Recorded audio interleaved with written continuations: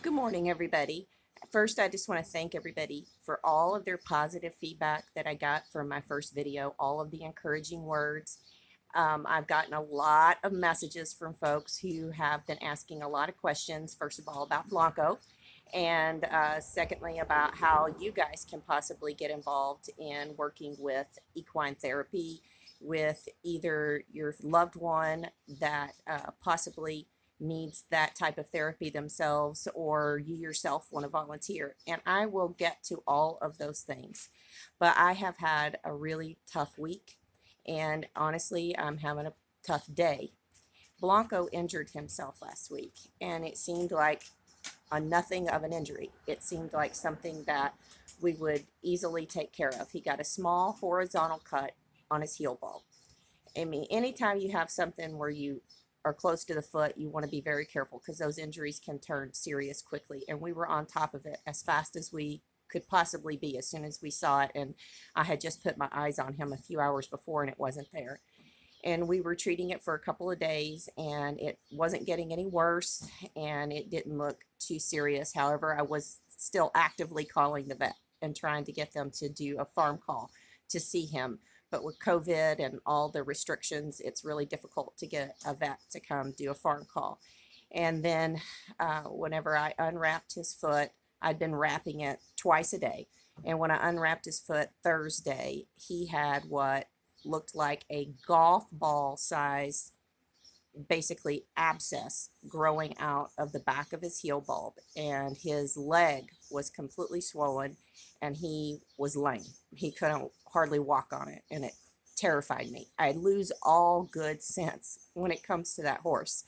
He is so special to me. I mean, people have asked those questions, what makes him special? And I will get to that in a minute. But I just have to say it's been really tough dealing with it because even though logically I know that he will probably be okay, my heart just hurts for him and I get really scared anytime anything goes wrong with him at all. And he's not a sick horse. He's never been sick or really injured himself, only just a couple times. And I can't, every time something like that happens, I just freak out.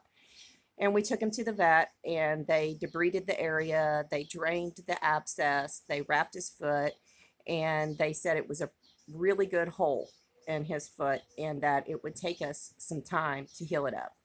And that we needed to do dressing changes on it every day with a poultice pad.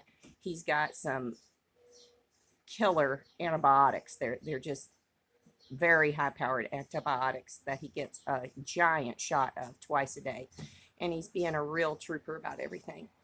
But yesterday evening, when I unwrapped his foot to change the poultice pad and everything on there, it looked like the skin was getting really black and necrotic.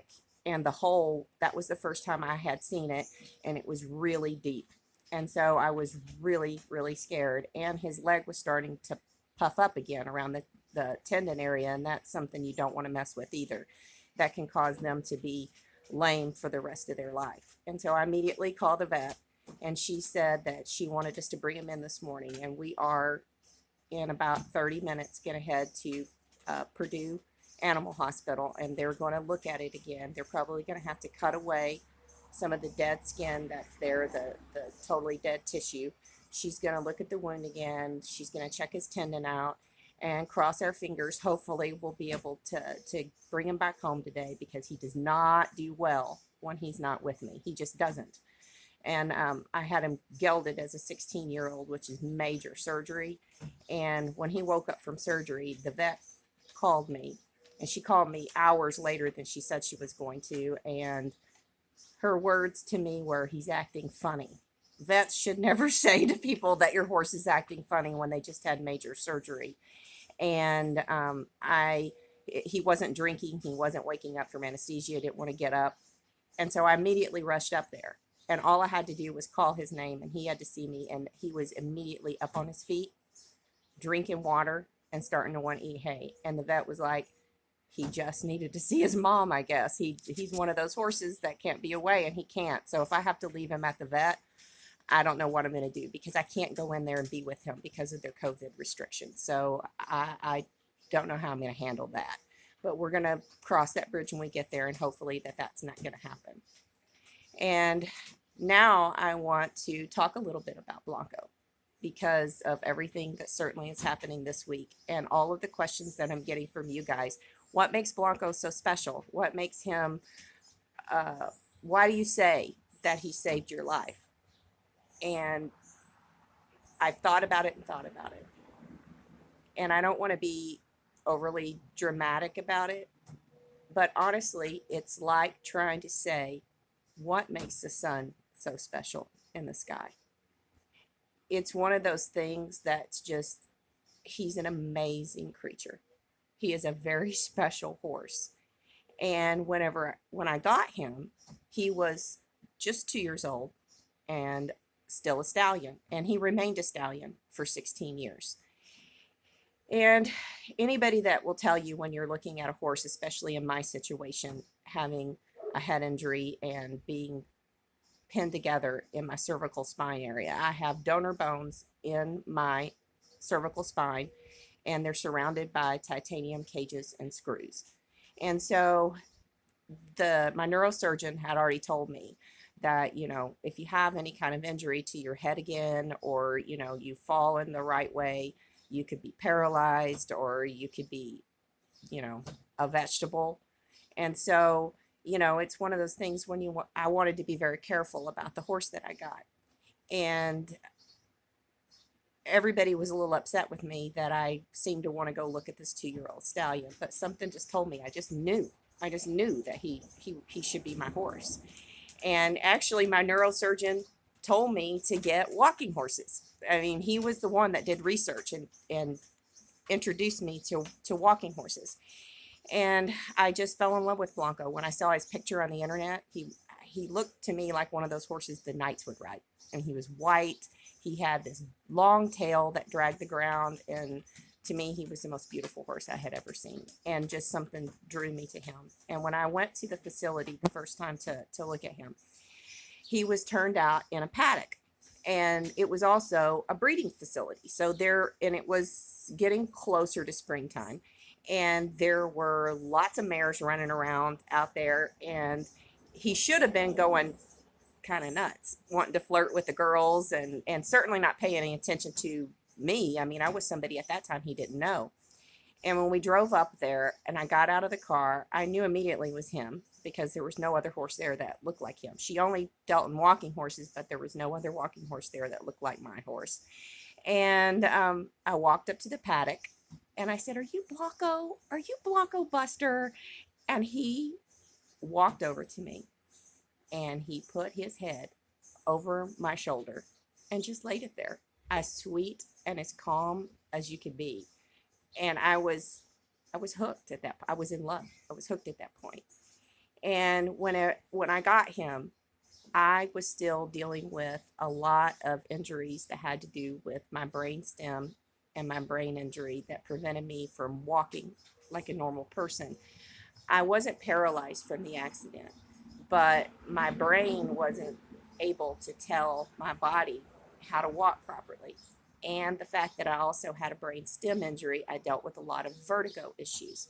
So on top of basically walking like a robot, I couldn't swing my arms correctly and all of those things. I also had bad balance issues. So I would get tripped up in my feet and fall. And I had gone to 6 months of vestibular rehabilitation already and really wasn't making much progress with all of those things. And vestibular rehabilitation is specifically for a brainstem injury.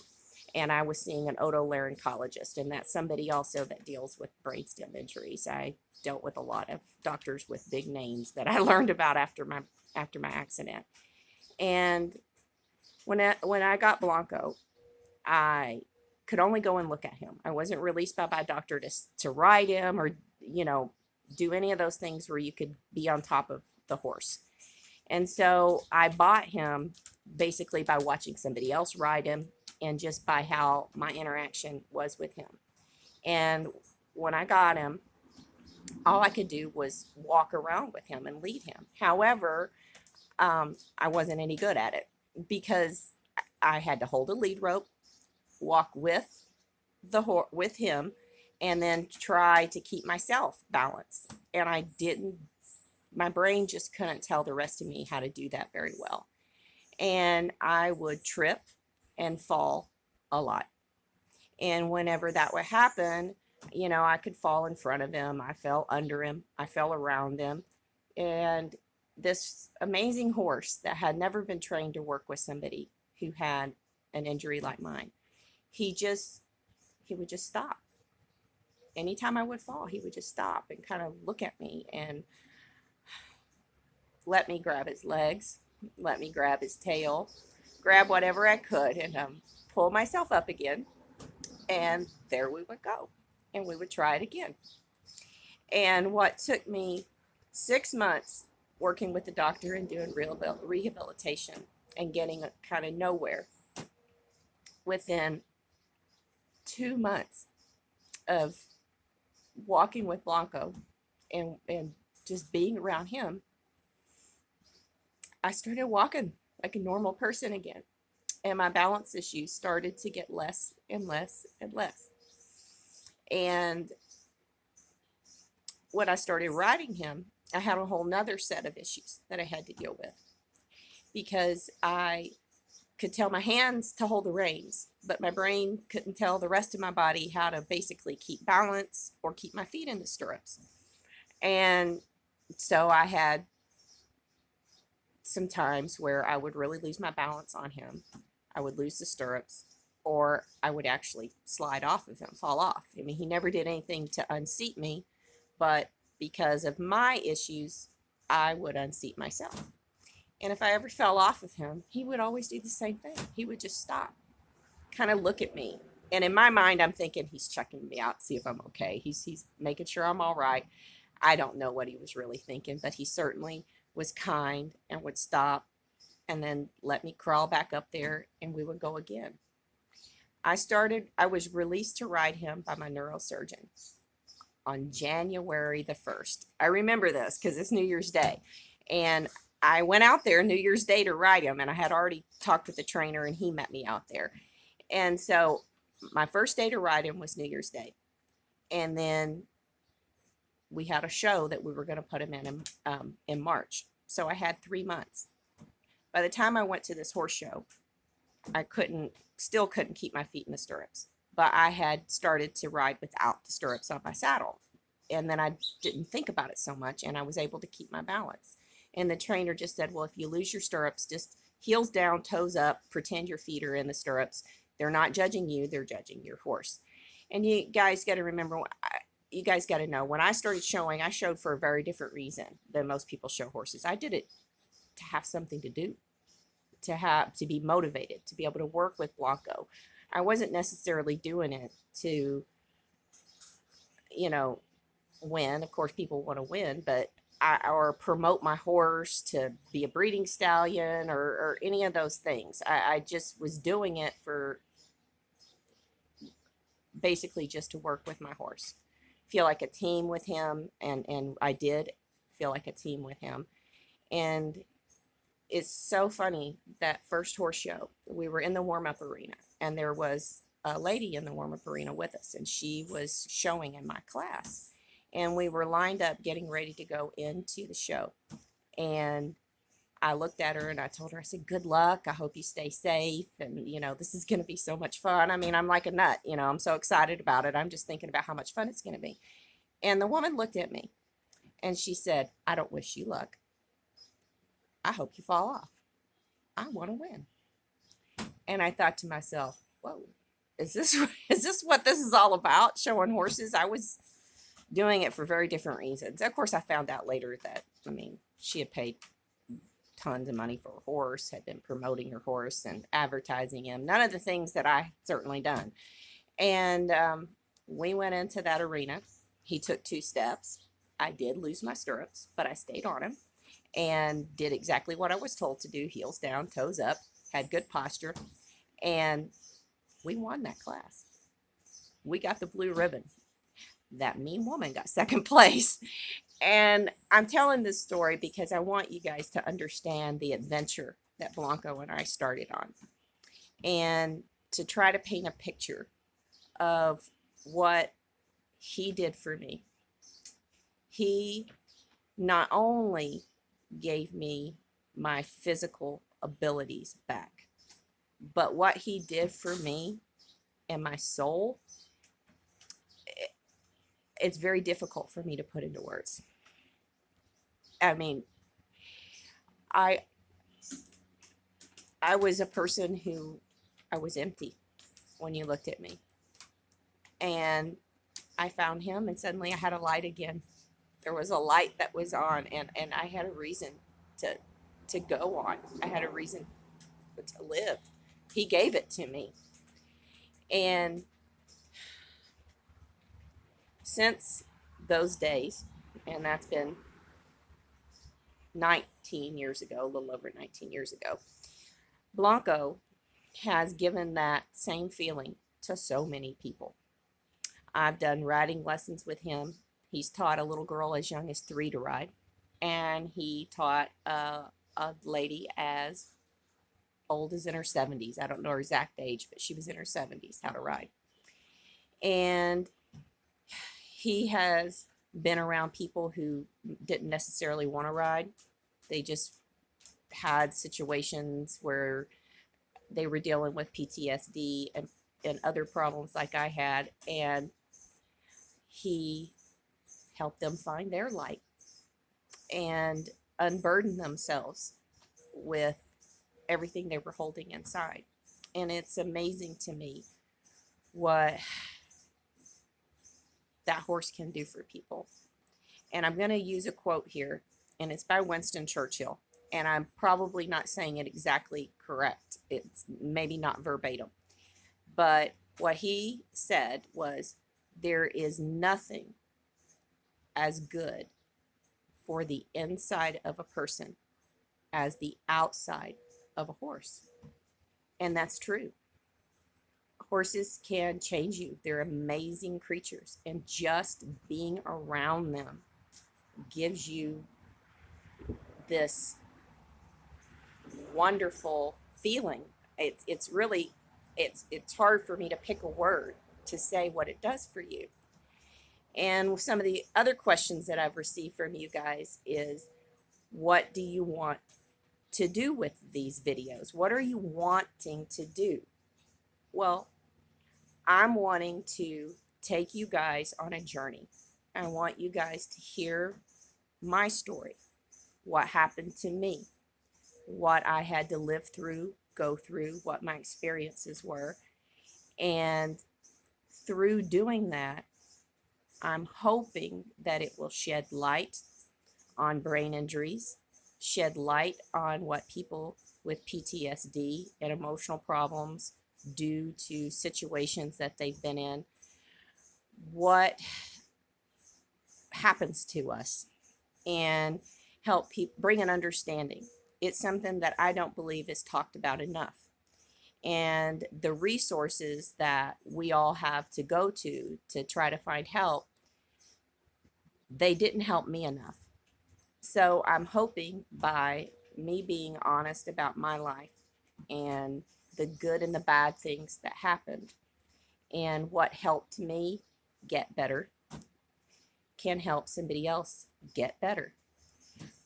If I can share resources with you guys, because I've had lots of people call me and say, can I come and see Blanco?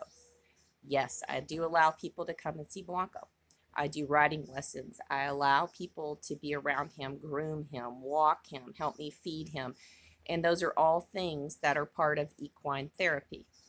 I know you guys live all over the world, and so you can't all come and see me and meet Blanco, but there are other places that are available for you. And right now, this morning, I don't have all of that information for you because I'm a little bit of a wreck with everything that's happening. So I am going to do another video later today, give you guys an update on what happened at the vet, share with you guys a little bit more information, and hopefully what we all can do together is start our journey. I want you to go on this journey with me. I want you to hopefully I can paint the picture and tell the story well enough that you guys feel like you were there with me and you can understand what I went through, the good and the very bad, and how I brought myself out of a very, very deep hole, and how there is light at the end of the tunnel. And at the end of the day, when things happen to us, life happens to us, you know, we all get broken from time to time. We all have cracks in the veneer. And I had a shirt on in the first video and it said, "We're all broken. That is how the light gets out." And that is the point. I want you guys to see that even though I'm cracked in a few places and basically glued back together, my inner light can still get out. And it's through those cracked and broken pieces that it gets out. And hopefully I can help all of you that may be going through the same struggles as me or have family members going through the same struggles, that maybe we can turn their light up a little bit and it can start shining through those cracks and they can realize that being broken is not the end of the world and that we will all be okay. I will get to you guys later with another video and let you know about my Bubba and let you know how he's doing right now. Any kind of good thoughts and positive thoughts that you can send my way would be very appreciated. Blanco is certainly